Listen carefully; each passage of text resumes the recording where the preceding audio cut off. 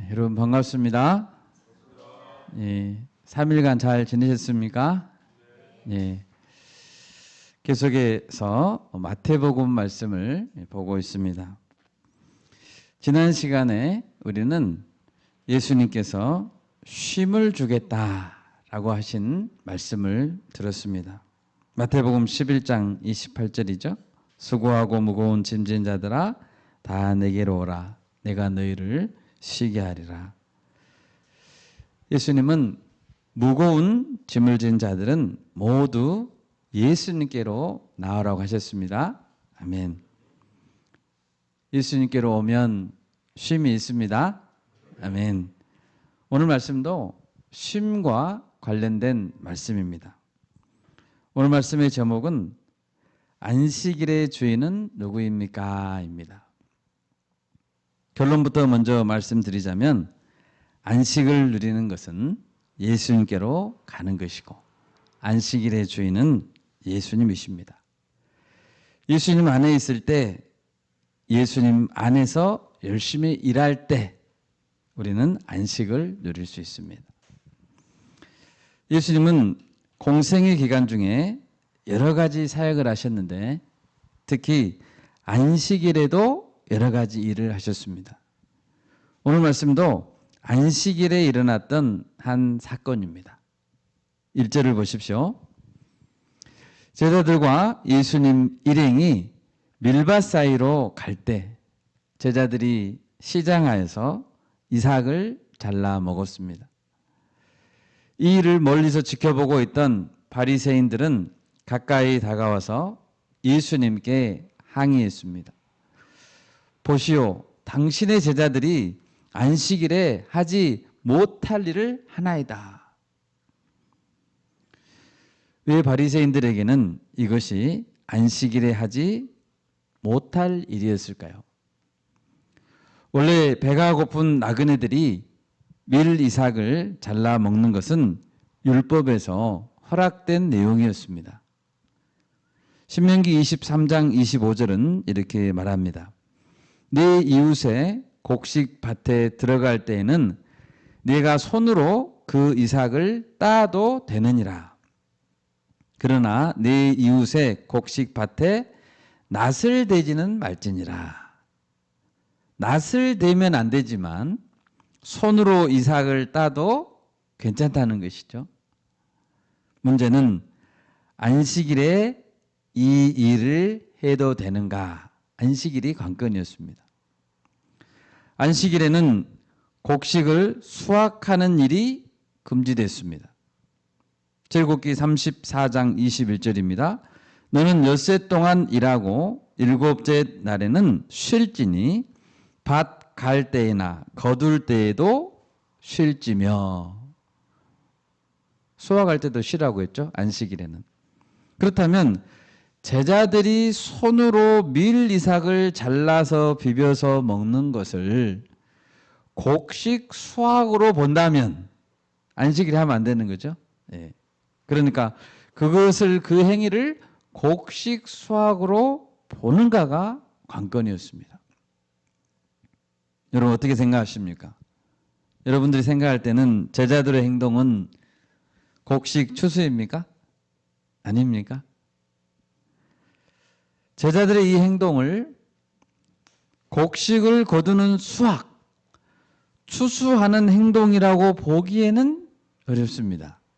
단지 배가 고파서 잘라서 먹은 것입니다. 정말 우리가 가까이에 있다면 콩나물 해장국이라도 12명이 한번 사주고 싶어요. 아니면 청년들이 좋아하는 제육볶음을 좋아하더라고요. 그래서 제육볶음을 다 사주고 싶습니다. 제자들에게 얼마나 배가 고팠을까. 그런데 바리새인들에게는 제자들을 향한 이런 측은히 여기는 마음이 없었다는 것이죠. 바리새인들은 하나님의 율법에 대한 자기들만의 해석을 기초로 해서 안식일에 해서는 안 될 39가지 범주를 정해놓았습니다. 해서는 안 될 일에는 바느질하는 것, 바느질하는 것도 안 됩니다. 안식일에는 밭을 가는 것, 이런 걸 포함해서 타자 가는 일, 곡식을 까부르는 일이 다 해서는 안 될 행동이었습니다. 그래서 이 전통, 이것을 엄격하게 적용하면 제자들이 밀 이삭을 잘라서 비벼서 먹는 것은 소악이었습니다. 금지된 행동이었죠. 그래서 제자들이 왜 안식일에 하지 못할 일을 하는가 하고 따졌던 것입니다. 바리새인들은 마치 함정을 파놓고 빠지기를 기다리는 자들처럼 실눈을 뜨고 이렇게 감시하고 있다가 조그마한 행동만 잘못된 것 같이 보이면 바로 달려들어서 물어뜯고자 했습니다. 그런 예수님은 이들의 항의에 대해서 어떻게 제자들을 변호하십니까? 오늘 예수님의 답변을 보면 안식일과 안식의 참 의미를 알 수 있고 우리가 참된 안식을 누리는 길에 대해서도 알 수 있습니다. 예수님께서 보실 때 제자들이 안식일에 밀 이삭을 잘라 먹은 것은 왜 문제가 되지 않습니까? 첫 번째는 예수님은 다윗이 자기와 함께한 자들이 시장할 때 한 일을 비유를 들어서 문제가 없다라고 말했습니다. 3절과 4절을 보십시오. 우리 같이 한번 읽겠습니다. 3, 4절입니다. 예수께서 이르시되 다윗이 자기와 그 함께한 자들이 시장할 때에 한 일을 읽지 못하였느냐. 그가 하나님의 전에 들어가서 제사장 외에는 자기나 그 함께한 자들이 먹어서는 안 되는 진설병을 먹지 아니하였느냐. 우리가 이 이야기를 이해하기 위해서 다윗이 실제로 그렇게 했던 것을 한번 찾아보겠습니다. 사무엘상 21장입니다.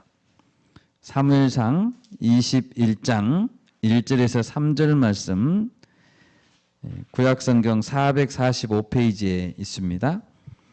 사무엘상 21장 1절에서 3절 말씀 같이 한번 읽겠습니다. 다윗이 노베 가서 제사장 아히멜렉에게 이르니 아히멜렉이 떨며 다윗을 영접하여 그에게 이르되 어찌하여 네가 홀로 있고 함께하는 자가 아무도 없느냐 하니 다윗이 제사장 아히멜렉에게 이르되 왕이 내게 이를 명령하고 이르시기를 내가 너를 보내는 것과 내게 명령한 일은 아무것도 사람에게 알리지 말라 하시기로 내가 나의 소년들을 이러이러한 곳으로 오라고 말하였나이다. 이제 당신의 수중에 무엇이 있나이까? 떡 5덩이나 무엇이나 있는 대로 내 손에 주소서 하니. 아멘. 다윗은 사울 왕을 피해서 급히 도망가야 하는 상황에서 먹을 것을 챙기지 못했습니다. 다윗과 일행들은 너무 배가 고파서 기진맥진했습니다.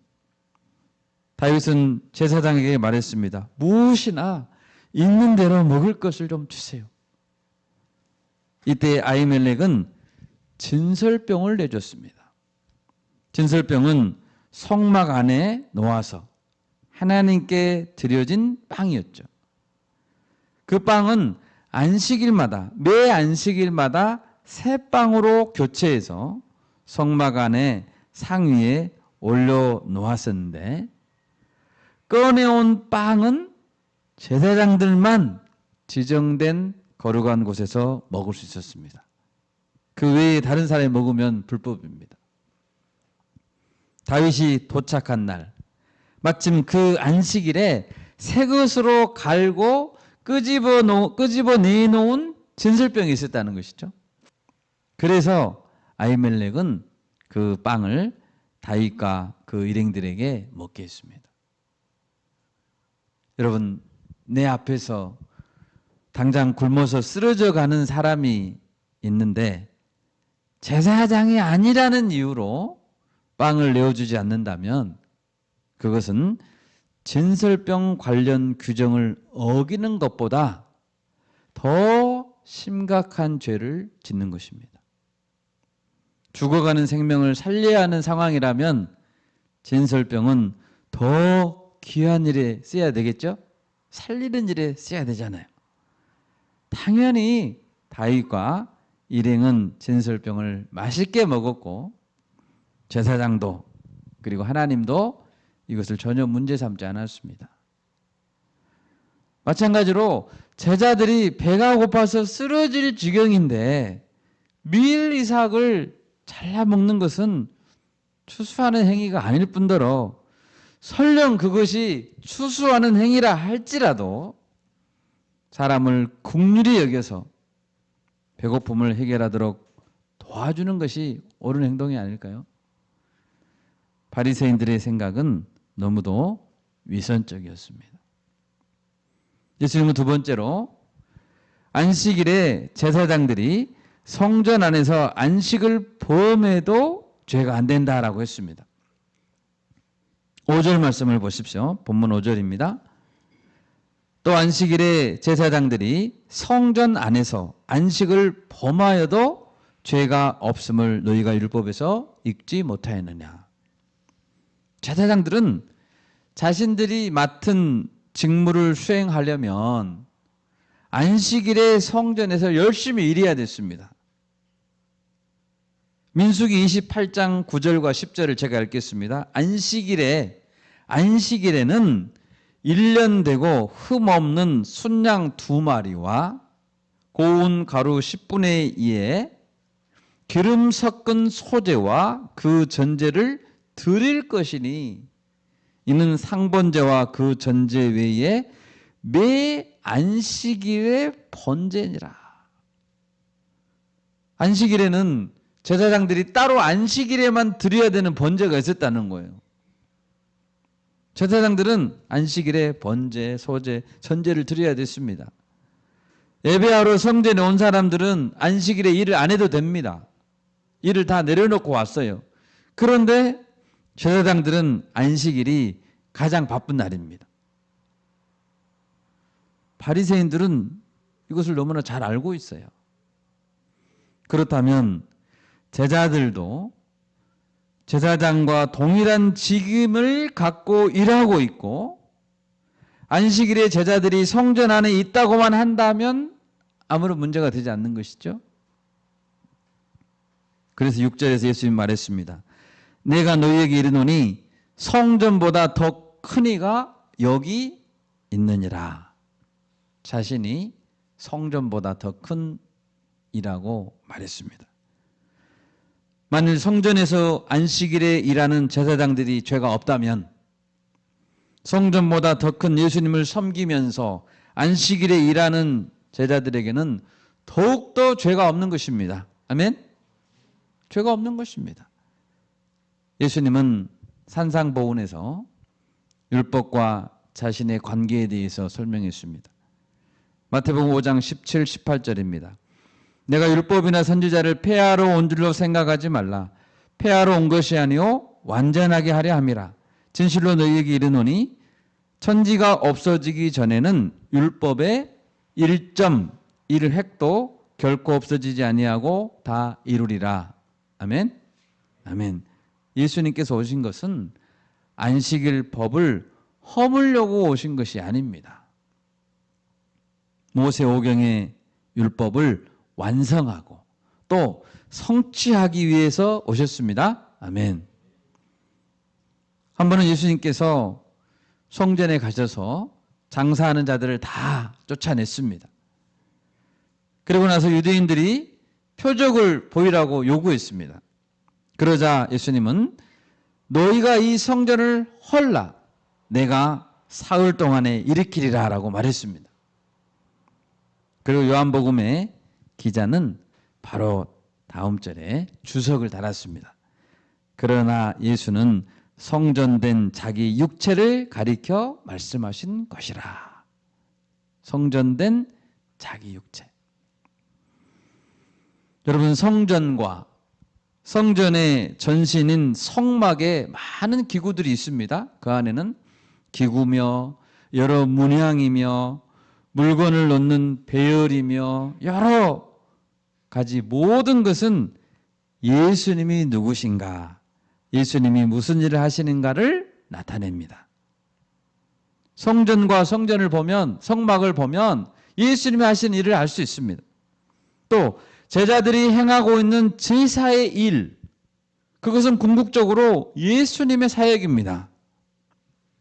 물건들, 성전의 기구들, 제사장의 직무들이 장차 올 메시아의 모형이라면 예수님은 모형들이 가리키고 있는 실체요, 완성체인 것입니다. 믿으십니까? 아멘.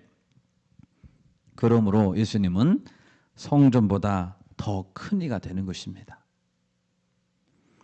그러므로 바리새인들이 예수님을 그리스도로 인정하지 않고 거부한다면 자신들이 믿고 따르고 있는 구약의 신앙 체계를 무너뜨리는 행위인 것입니다. 구약을 믿는다면 예수 그리스도를 믿고 영접해야 됩니다. 아멘? 아멘. 예수님은 세 번째로 하나님의 근본적인 사랑의 정신을 근거로 바리새인들의 주장을 반박했습니다. 7절을 보십시오.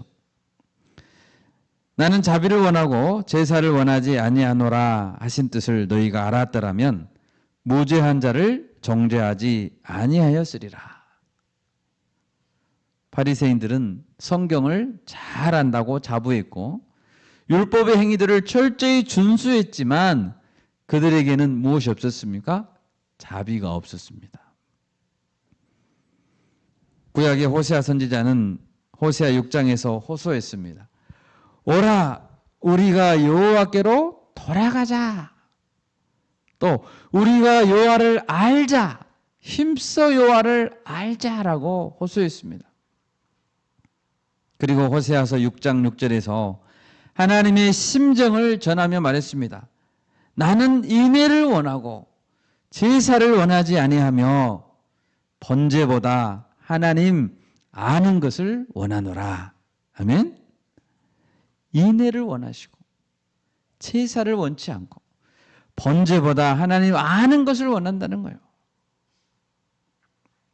우리 다 같이 마태복음 23장 23절을 찾아보겠습니다. 마태복음 23장 23절 24절 말씀 같이 한번 읽겠습니다. 화 있을진저 외식하는 서기관들과 바리새인들이여, 너희가 박하와 회향과 근체의 11조는 들이되 율법에 더 중한 바 정의와 긍휼과 믿음은 버렸도다. 그러나 이것도 행하고 저것도 버리지 말아야 할지니라. 맹인된 인도자여, 하루살이는 걸러내고 낙타는 삼키는도다. 아멘. 예수님의 말씀입니다. 예수님은 서기관과 바리새인들의 외식에 대해 꾸짖었습니다. 바리새인들은 박하와 회향과 근체와 같은 아주 소량의 작물에 대해서도 무게를 달아서 11조를 드렸습니다. 엄격하게 드린 것이죠. 그런데 율법 중에서 더 중요한 정의와 긍휼과 믿음은 버려버렸습니다. 이것은 마치 하루살이는 삼키지 않으려고 애써서 걸러냈지만 정작 낙타같이 큰 짐승은 통째로 삼켜버리는 것과 같은 어리석은 행위였습니다. 레위기 11장에 보면 음식법에 관련해서 율법에 따르면 하루살이와 낙타 둘 다 부정한 짐승이었습니다. 먹으면 안 됩니다. 그런데 하루살이는 삼키지 않으려고 애썼어요. 그런데 부정한 낙타는 통째로 삼켜버린다면 얼마나 외식적인 행동입니까? 바리새인들은 남들이 보는 앞에서는 율법의 사소한 것까지도 유별나게 지키면서 율법에 더 중요한 것은 간과해버리고 무시해버렸습니다. 예수님이 이들에게 말했죠. 11조를 바치는 일도 소홀히 해서는 안 되겠지만 정의와 긍휼과 믿음도 당연히 실천해야 되지 않겠느냐? 바리새인들이 예수님과 제자들을 감시의 눈으로 바라보면서 사소한 트집을 잡아서 시비를 걸기보다는 자신들의 행위 가운데서 예수님을 영접하지 않는 크나큰 죄를 깨닫고 회개해야 하는 것이 더 그들이 힘써야 될 일이라는 것입니다. 바리새인들과 같은 자세로는 결코 구원을 받을 수 없습니다. 그래서 예수님은 화 있을진저 라고 독설을 퍼부었던 것입니다. 마지막 네 번째로 예수님은 어떻게 변호하십니까? 예수님은 자신이 안식일법의 입법자임을 말씀하셨습니다. 8절 말씀입니다. 인자는 안식일의 주인이니라 하시니라. 아멘. 먼저 이 말씀에서 예수님은 자신을 인자라고 말씀하십니다. 인자라고 자신을 지칭하는 것을 이해하면 안식일의 주인이라는 말을 이해하기가 더 쉽습니다. 인자라는 말의 뜻은 사람의 아들이죠. 한문으로 인자, son, the son of man입니다. 앞에가 더가 붙어야 돼요. the son of man. 이 표현은 아주 독특한 표현입니다. 단순히 나는 짐은 이런 뜻이 아닙니다.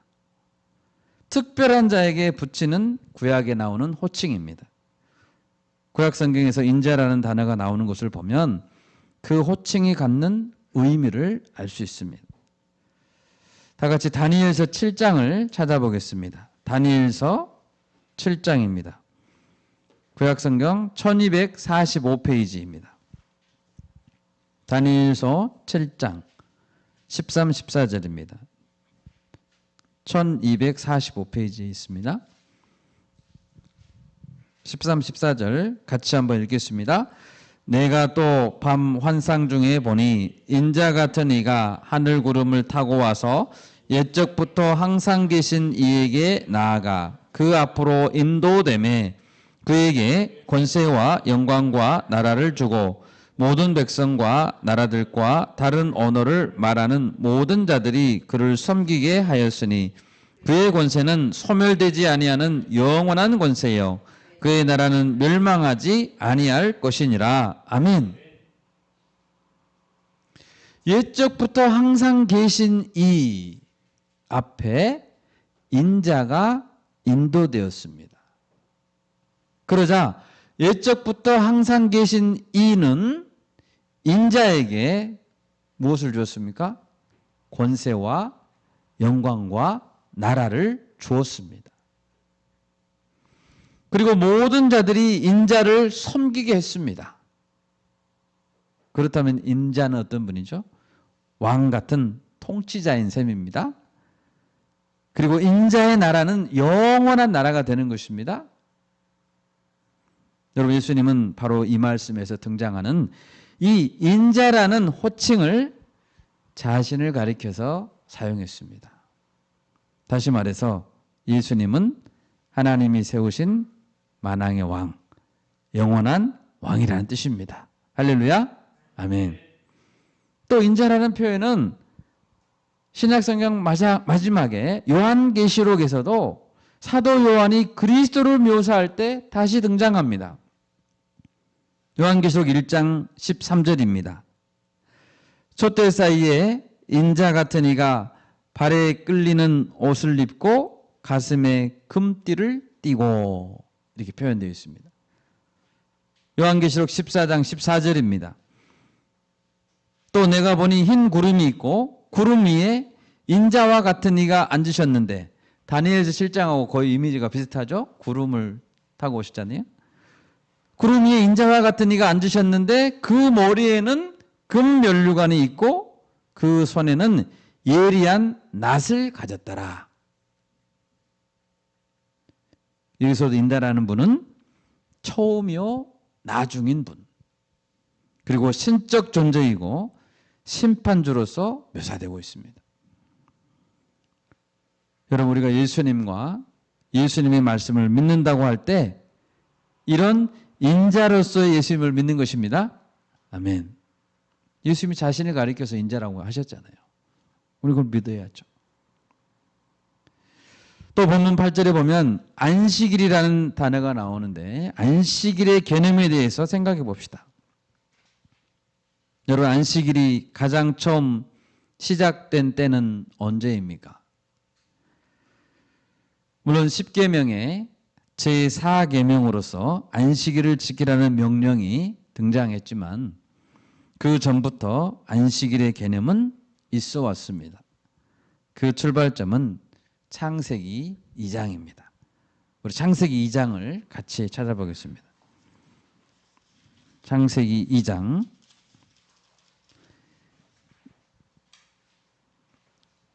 1절에서 3절 말씀까지 같이 읽겠습니다. 창세기 2장 1절에서 3절입니다.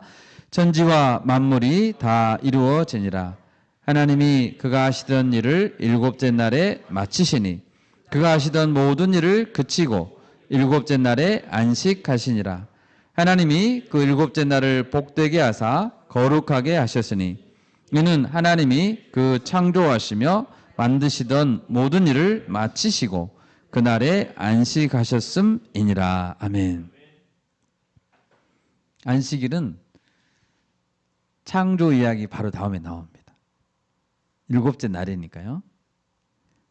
이 동일한 근거에 따라서 출애굽기 20장에 10계명을 소개하는 말씀에서도 안식일을 왜 지켜야 하는지 말하고 있습니다. 출애굽기 20장 11절을 제가 읽습니다. 이는 엿새 동안에 나 여호와가 하늘과 땅과 바다와 그 가운데 모든 것을 만들고 일곱째 날에 쉬었음이라. 그러므로 나 여호와가 안식일을 복되게 하여 그날을 거룩하게 하였느니라. 그러므로 안식일을 지켜라. 이것이 4계명입니다. 6일간 창조하셨고 그 일을 다 마친 후에 일곱째 날에 하나님은 안식했습니다. 그러므로 일곱째 날에 쉰다는 의미는 뭔가요? 6일간의 하나님의 창조를 인정하고 찬양하는 것을 의미합니다. 아멘? 6일간 창조했기 때문에 7일째는 일하지 않고 쉰 것입니다. 쉰다는 것은 일을 마쳤다는 의미죠. 만약 6일간의 창조가 완전하지 않았다면 7일간 뭐 해야 됩니까? 7일째는 또 일해야 됩니다. 불완전한 것을 또 완전하게 해야죠. 7일째 일해야 됩니다. 6일 동안 일이 완전하지 않았다면. 그러나 하나님은 7일째에는 일 안 하셨습니다. 쉬셨습니다. 왜요? 하나님의 창조는 완벽했기 때문입니다.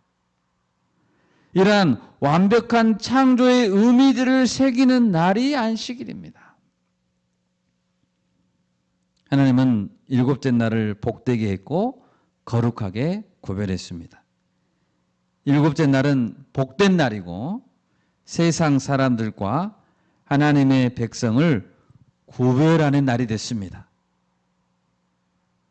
일곱째 날에 하나님을 기억하고 세상 사람들과는 달리 그날에 예배하는 것은 거룩하고 복된 일이라는 것입니다. 아멘? 네. 아멘입니까? 아멘. 그렇다면 이 안식일이 창조와 관련이 있다는 것을 바리새인들은 너무 잘 알아요. 바리새인들은 성경 박사들이잖아요. 안식일이 창조와 관련이 있다는 것을 잘 압니다. 그런데 주님께서 내가 안식일의 주인이다라고 한 거예요. 얼마나 놀랐을까요? 바리새인들이. 예수님은 창조와 어떤 관계가 있을까요? 요한복음 1장에서는 예수님에 대해서 어떻게 설명합니까? 우리 다 같이 찾아보겠습니다. 요한복음 1장.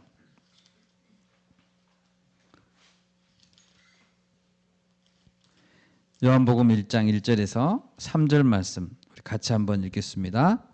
태초에 말씀이 계시니라. 이 말씀이 하나님과 함께 계셨으니 이 말씀은 곧 하나님이시니라.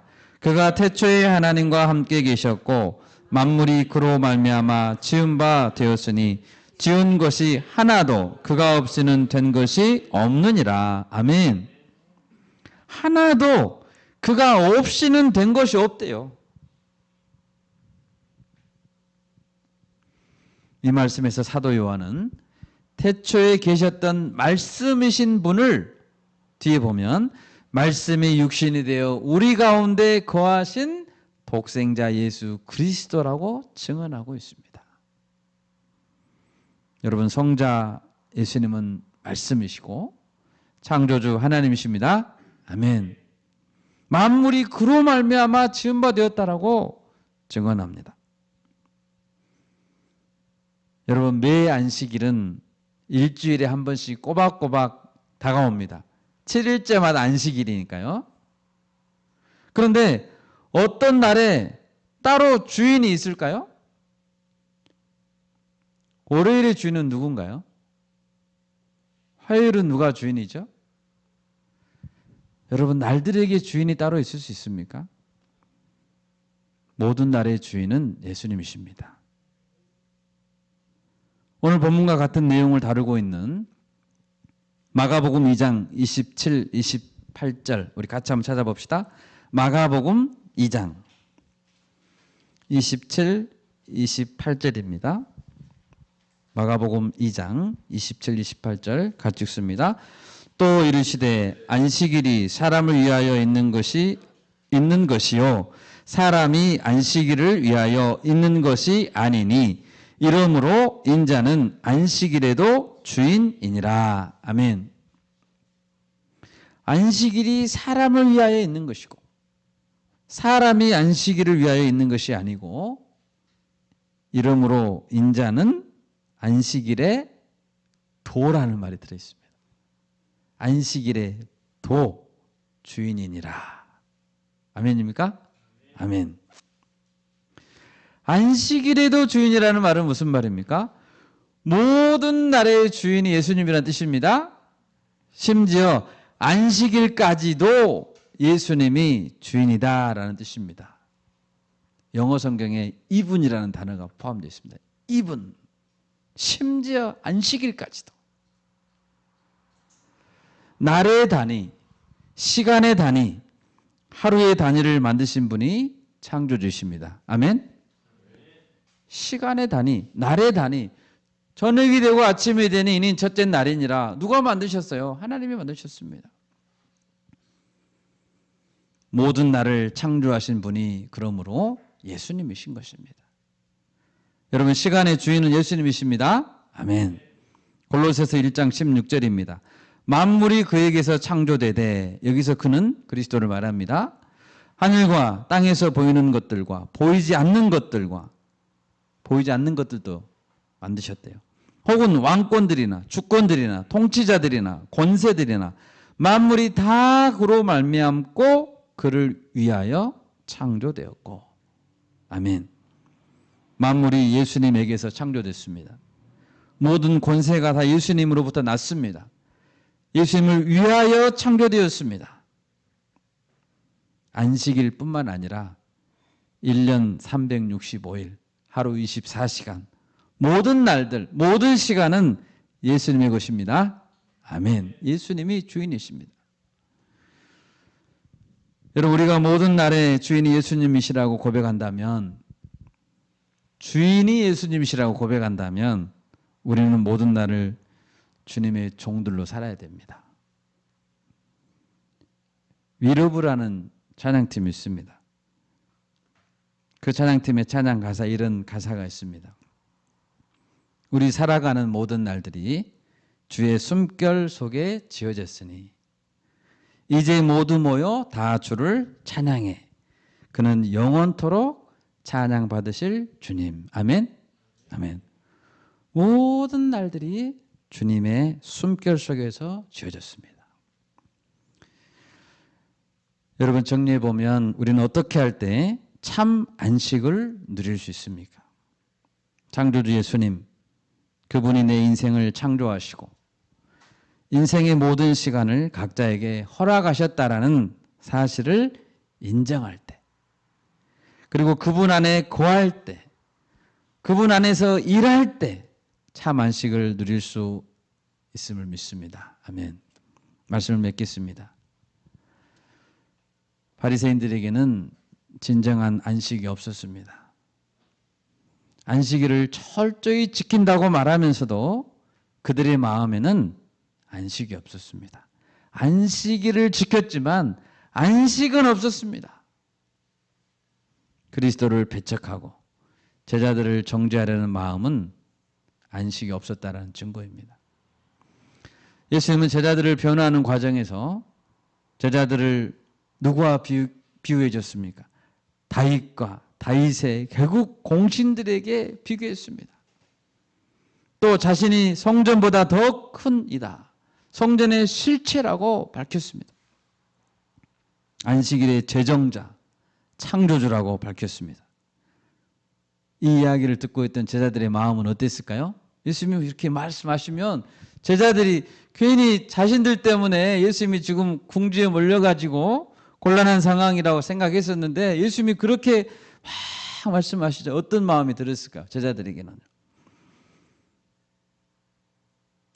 내가 비록 밀리삭을 손으로 비벼 먹는 배고픈 자이지만 나라를 세우는 영광스러운 일꾼이구나. 아멘. 내가 참 안식을 누리는 자이구나. 아멘. 이렇게 확신이 들었을 것입니다.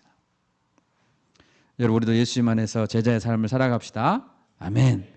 제자의 사명을 감당합시다.